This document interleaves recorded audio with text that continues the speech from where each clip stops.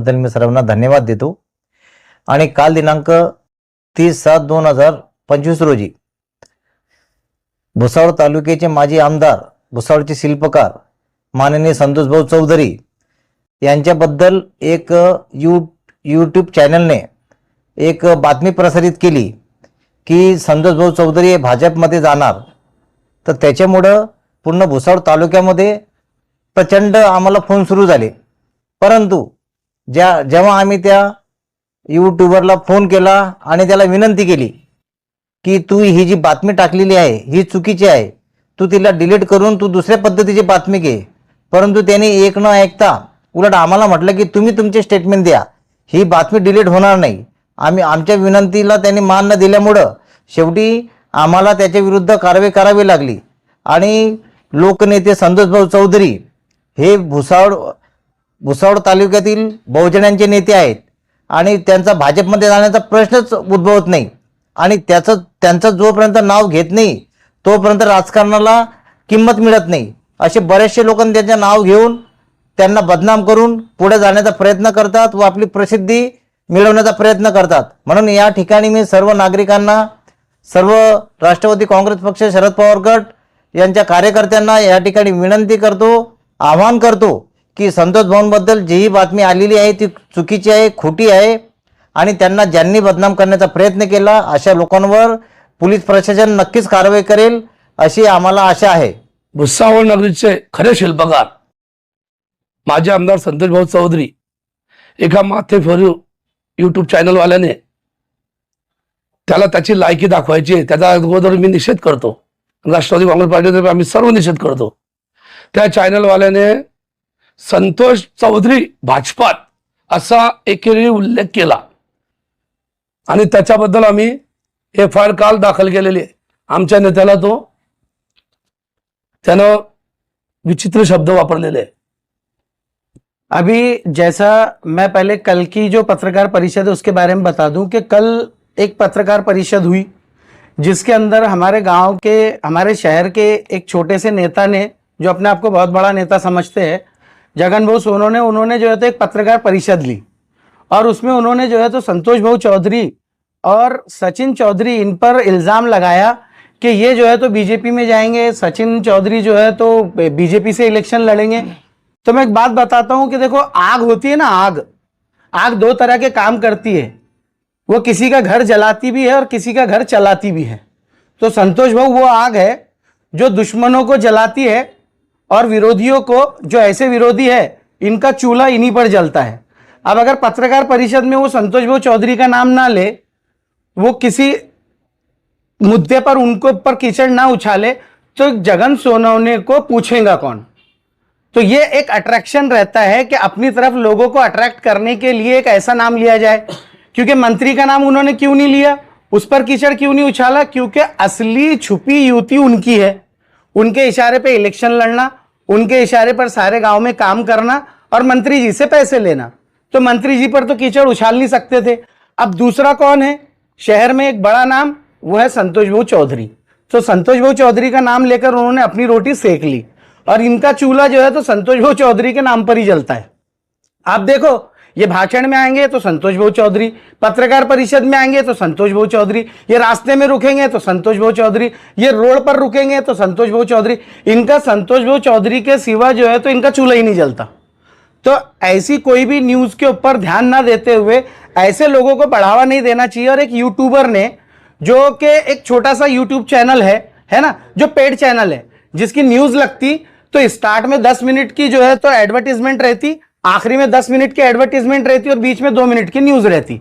तो ऐसे YouTube channel का भरोसा क्या करेंगे जो पेड चैनल है, जो 2 पैसे का चैनल है, 2 पैसे का यूट्यूब चैनल है, उसके ऊपर भरोसा नहीं कर सकते। और उस यूट्यूबर के ऊपर ऑलरेडी जो है तो कल संतोष भाऊ चौधरी के जो अनुयायी है उन्होंने कल जाकर उस पर गुना दाखिल करवाया है, सेक्शन 156(1), 156(2) उसके ऊपर जो है तो गुना दाखिल करवाया है। पुलिस अपनी कार्रवाई कर रही है। दूसरी बात कि संतोष भाऊ चौधरी जो है तो यहां पर आज पत्रकार परिषद में जवाब देने के लिए क्यों नहीं आए, उसकी पहली वजह तो यह है कि संतोष भाऊ चौधरी खुद आज भुसावल में मौजूद नहीं है, भाऊ आउट ऑफ सिटी है। और दूसरी बात मैं ये कहूंगा कि जहां पर चूहों को मारने का रहता है ना, तो उनको मारने के लिए खुद शेर को जाकर अपना पंजा खोलने की जरूरत नहीं है। संतोष भाऊ के जो है तो हमारे जैसे कार्यकर्ता काफी है ऐसे चूहों को जवाब देने के लिए। तो ये लोग जो है तो पागलों जैसी हरकतें करते हैं, है ना, और पागलों जैसे बयान देते हैं, तो इनके लिए संतोष भाऊ को आने की जरूरत नहीं है। लेकिन जब भी भाऊ भुसावल में आएंगे तो भाऊ उसका जवाब देंगे, और जब भाऊ का जवाब आता है तो फिर आपको मालूम है कि ये लोग बौखला जाते हैं। दूसरी बात कि संतोष भाऊ चौधरी बीजेपी में जाएंगे नहीं जाएंगे, तो मैं आप लोगों को एक बात क्लियर करता हूं कि पिछले कई सालों से संतोष भाऊ चौधरी ये शरद चंद्र पवार जी के जो है तो बहुत ही जो है तो मतलब चहीते हैं, और वो शरद पवार जी को जो है तो अपना आइडियल मानते हैं। अभी लोगों ने सवाल उठाया कि उनके बैनरों पर फोटो नहीं थे शरद पवार जी के। शरद पवार जी के फोटो सिर्फ जो राष्ट्रवादी के कार्यकर्ता है वो लगाएंगे ना, बाकी के जो समर्थक है जो किसी पार्टी से बिलोंग नहीं करते, जो संतोष भाऊ को जो है तो अपना नेता, अपना गुरु, अपना भाई, अपना जो है तो एक बड़ा मानते हैं, वो फोटो क्यों लगाएंगे किसी पार्टी का। तो ये, और रही बात संतोष भाऊ की, तो आप संतोष भाऊ का जो है तो व्हाट्सएप डीपी उठाकर देखो, आज भी संतोष भाऊ के डीपी पर जो है तो राष्ट्रवादी कांग्रेस पार्टी का जो है तो सिंबल लगा हुआ है। ये उनकी जो है तो सच्चाई का और राष्ट्रवादी से मोहब्बत का सबसे बड़ा सबूत है। जब भाऊ पर गुने दाखिल हुए, भाऊ को झूठे केसों में जेल में डाला गया, अब आज बीजेपी क्या करती है कि लोगों पर गुने दाखिल करवाकर उनको अपनी तरफ खींचती है कि एक तो हमारी तरफ आ जाओ, नहीं तो जेल में जाओ। तो भाऊ ने जेल में जाना पसंद किया, उस वक्त भाऊ बीजेपी में नहीं गए, तो आज तो भाऊ खुले शेर है, आज उनको किसी की जरूरत नहीं है। तो आज भाऊ बीजेपी में क्या सोचकर जाएंगे। तो संतोष भाऊ चौधरी बीजेपी के बारे में ना कभी उन्होंने सोचा है और ना ही कभी भविष्य में संतोष भाऊ चौधरी वो जो है तो बीजेपी में जाएंगे, क्योंकि अल्पसंख्यक समुदाय, मुस्लिम समुदाय, वंचित समुदाय, दलित समुदाय जो इस देश का सबसे बड़ा हिस्सा है, इस शहर का सबसे बड़ा हिस्सा और बड़े वोटर है, जो बड़े मानने वाले हैं, वो संतोष भाऊ के चहीते हैं और संतोष भाऊ उनको अपना दिल, जिगर और जान मानते हैं। इसलिए भाऊ सबको छोड़ सकते, लेकिन अपने कार्यकर्ताओं को, अपने अनुयायियों को और अपने चाहने वालों को छोड़कर भाऊ कभी भी बीजेपी में जा नहीं सकते। अभी आपने जो सवाल किया टिकट का, अब टिकट देना नहीं देना ये तो पक्ष के हाथ में है। बाकी संतोष भाऊ है जो भुसावल तालुके की, और अभी तो आपने देखा है कि बाकी सब जो नेता है जलगांव जिले के वो अजित पवार गढ़ में चले गए, तो पूरी भागदौड़ जो है भुसावल तालुके की शरद चंद्र जी पवार गढ़ की, ये संतोष भाऊ के हाथ में रहने वाली है। और भुसावल के विकास के लिए अभी आप भुसावल शहर तो देख ही रहे हो कि इस तरीके से विकास का काम चल रहा है, हमें कुछ नया बताने की जरूरत नहीं है इस चीज़ में। तो उस चीज़ के लिए संतोष भाऊ के फैमिली से ही कोई किसी को टिकट मिलना जरूरी इसलिए है कि भुसावल का विकास ये सिर्फ संतोष भाऊ ही कर सकते हैं, और ये लोगों को पता है, और भाऊ ने सिर्फ चीज़ें करके दिखाई है कि विकास किस तरीके से होता है। नहीं तो आपने अभी देख रहे हो, आप जामनेर रोड घूमे, आप जलगांव रोड घूमे हो, यावल रोड घूमे हो, आपने रोडों की परिस्थिति देखी है। कुछ महीने पहले रास्ते बने और आपने एक इतनी बड़ी कचरा कुंडी बनी है भुसावल शहर में कि शायद पूरे इंडिया में कहीं नहीं होंगी इतनी बड़ी कचरा कुंडी, जो जामनेर रोड से लेके तो जलगांव रोड से लेके तो यावल रोड के ऊपर बनी हुई है। तो इस चीज़ का जो हम लोग जो टैक्स भरते हैं उस टैक्स का मिसयूज इस तरीके से गवर्नमेंट ने किया है, तो लोगों को ये सब चीज़ें दिखती है। आप लोगों की प्रतिक्रिया जब लेंगे अभी इलेक्शन के टाइम पर, तो आप लोगों को सब चीज़ें समझती है कि कौन सी चीज़ लोग क्या कर रहे हैं। बस पैसा खाने का काम यहाँ ये जगह चल रहा है। बीजेपी बस एक ही काम करती है, कोई अपने पास के लोगों को लेके उनको ठेके देके बस कैसे तो पैसे हटने के काम चल रहे हैं, कोई काम में क्वालिटी नहीं है। भुसावल शहर में हर दूसरे दिन हर एक बंदा एक ही चीज़ के लिए खड़ा होता है कि पानी का मसला अभी तक हल क्यों नहीं हुआ।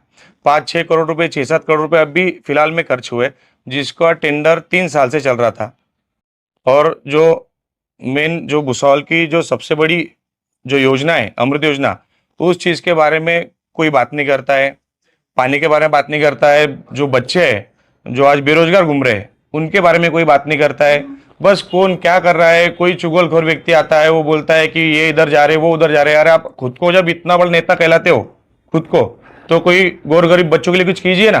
दीपनगर प्लांट पड़ा है, वहाँ पे जाके आंदोलन कीजिए, बच्चों को जॉब पे लगाइए। वो सब चीज़ें कौन देखेगा?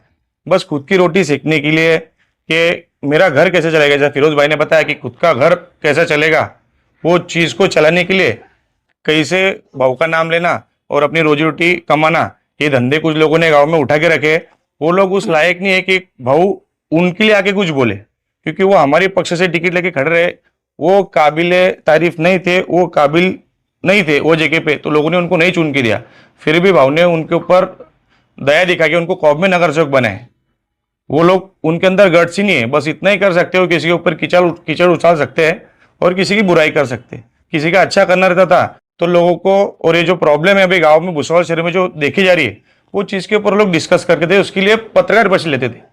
कौन कहाँ जा रहा है, कौन क्या कर रहा है, वो उनका लुकआउट है। और ये सब चीज़ें करने से अच्छा है कि आप भुसावल शहर के विकास के पास ध्यान दें, बच्चों के जॉब के पास ध्यान दें, और कहीं तो सबने मिलकर, मेरा सबसे अनुरोध है हर किसी से कि पानी का जो मसला है वो जल्दी से जल्दी भुसावल शहर का सॉल्व होना चाहिए, और ये सिर्फ संतोष भाव ही कर सकते हैं। और जो आप देख रहे हो, पानी के साथ साथ अभी लाइट जाने का प्रमाण भी बहुत ज़्यादा बढ़ गया है। अगर इतना बड़ा प्लांट, दोनों प्लांट अगर भुसावल शहर के बाजू में लगे, उसका फटका हम लोग को बैठता है, क्योंकि इतनी जो टेम्परेचर बढ़ता है भुसावल शहर में, वो सब चीज़ें हम लोग सहन करते हैं। उसकी वजह से हमारे यहाँ की लाइट भी इतनी जाती है। और आपने भी देखे होंगे फिलहाल की मीटर चेंज करने का कुछ भुसावल शहर में कोई ठेकेदारों ने काम चालू कर दिया है, पर वो मीटर किसके लिए चेंज हो रहे हैं, क्यों चेंज हो रहे हैं, लोगों के बिल कम नहीं होते, ये सब जो बेसिक मुद्दे लोगों के जो रेगुलर लाइफ में आते हैं, वो सब चीज़ें छोड़ के आप ये चीज़ों पे अगर डिस्कशन करोगे तो आप, मेरे हिसाब से आप नेता के, आप कार्यकर्ता भी नहीं हो, और आप वो चीज़ें करो भी मत, क्योंकि आप वो चीज़ के लिए डिजर्व नहीं करते हो। तो मेरी सबसे अनुरोध है कि ये जो फेक बात निकल प्रसारित हुई थी एक यूट्यूबर से, तो उस चीज़ पे आप कोई ध्यान मत दो, क्योंकि जैसे सबने बताया, संतोष भाऊ एक अल्पसंख्यक व्यक्ति है जो हर किसी छोटे छोटे समाज को लेके हर किसी को साथ में लेके चलते हैं। उन्होंने भुसावल शहर के इतने सारे किले, जो कील बोलते हैं ना, कील, तो संतोष भाऊ चौधरी वो पारस है कि जो कील उनको लगी उसका जिंदगी का सोना हो गया है। जैसे हमारे जैसे लोग आप पे हमने बैठे हैं, और कोई जो भंगार है, भंगार, वो भाव को टच होने जाते हैं, उसकी जिंदगी का कुछ हो जाए, इसीलिए वो इस तरह की बातें करते हैं कि भाऊ ये पक्ष में चल जाएंगे, वो पक्ष में चल जाएंगे। तो ऐसा कुछ भी नहीं है।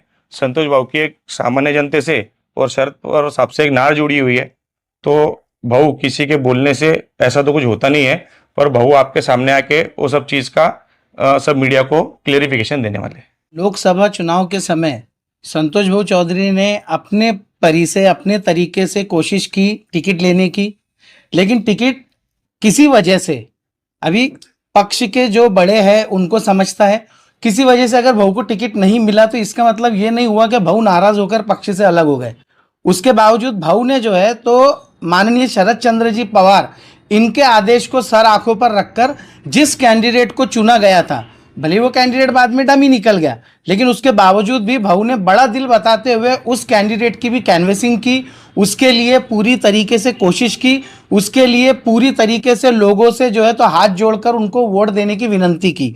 तो ऐसे ही अगर भगवान ना करे, अल्लाह ना करे, अगर खुदा ना खास्ता संतोष भाऊ चौधरी के परिवार से किसी को टिकट नहीं मिलता है, तो संतोष भाऊ चौधरी वो एक बड़ा पहाड़ है, एक बड़े दिल का इंसान है कि जो पक्ष श्रेष्ठ जो भी डिसीजन लेंगे भाऊ उसको सर आंखों पर रखेंगे। लेकिन हमारी सबकी दिली तमन्ना है कि एक बार फिर से संतोष भाऊ चौधरी या उनके परिवार से ही किसी ने जो है तो नगर अध्यक्ष बनना चाहिए, ताकि जो भुसावल शहर का विकास भाऊ के कार्यकाल में हुआ, एज आ आमदार, एज आ नगर अध्यक्ष, बाद में जो है तो भाभी जी भी जो है तो नगर अध्यक्ष बना, और उनके कार्यकाल में जो भुसावल ने विकास किया, वो विकास दोबारा अगर हम चाहते हैं तो हम पक्ष श्रेष्ठों से भी और बाकी लोगों से भी गुजारिश करेंगे कि भाऊ के परिवार से ये टिकट दिया जाना चाहिए।